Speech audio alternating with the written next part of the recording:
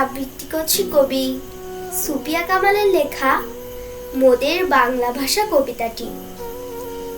মোদের দেশের সরল মানুষ, কামার কুমার জেলে চাষা, তাদের তর সহজ হবে মোদের বাংলা ভাষা। বিদেশ হতে বিজাতীয় নানান কথার ছড়াছড়ি, আর কত কাল দেশের মানুষ থাকবে বল সহ্য করি। যারা আছেন সামনে আজও গুণী জ্ঞানী মনীষীরা, আমার দেশের সব মানুষের এই বেদন বুঝুন তারা।